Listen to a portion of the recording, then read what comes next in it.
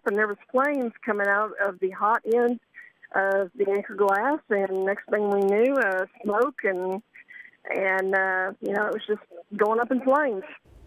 Now, can you still see the fire from where you are? Can you tell us what's going on right now? As I look right now, Terry, I'm not seeing any flames at all. It looks like it has been contained. As far as I know, nobody was hurt. And I live directly right in front of Anchor, so I'm looking directly at it.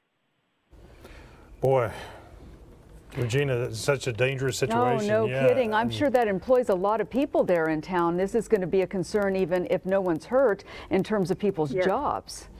Yes, yes, very much so.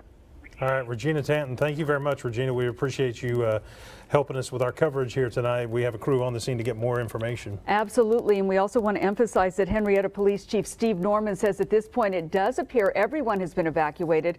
No word yet on any possible injuries, and as Craig says, we have a crew on the way and we will bring you more just as soon as that information becomes available. I know I'm different. Very different. Tomorrow marks the 1-year anniversary since a jury acquitted former Tulsa police officer Betty Shelby in the shooting death of Terrence Crutcher. News on 6 crime reporter Lori Fullbright talked to Shelby tonight about her life now.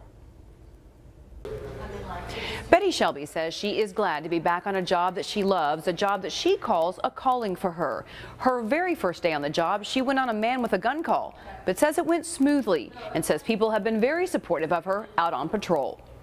Betty Shelby says her faith and family are stronger than ever, and she focuses on having a positive outlook.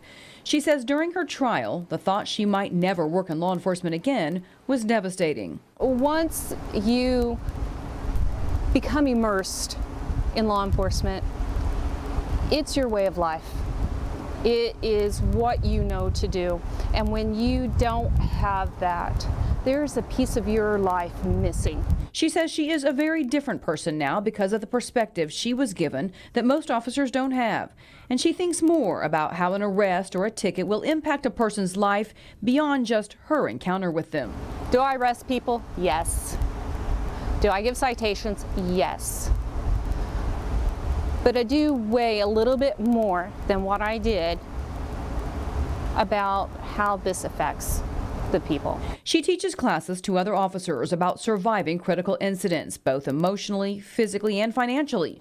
And she wants officers to know they can not only survive, but go on to have a successful life. If I can just help one officer with 1 point at helping them, then I have succeeded. When she was unemployed for 8 months, she says she used her sewing skills to help make ends meet, and she creates law enforcement quilts. She says she also homeschooled her grandchild, and she has a farm with chickens, goats, donkeys, and a garden. She believes all she's been through in her life, from growing up poor as a foster kid to now, has made her stronger. What will happen tomorrow, I don't know. But I do know that I will face it with strength and courage. Shelby's husband, Dave, also left TPD. He now works as a deputy for the Creek County Sheriff's Office. Lori Fullbright, News on 6. News tonight, a quick-thinking clerk at a Depew convenience store is being credited with saving a man's life tonight after she pulled him to safety after a crash. It happened at the PD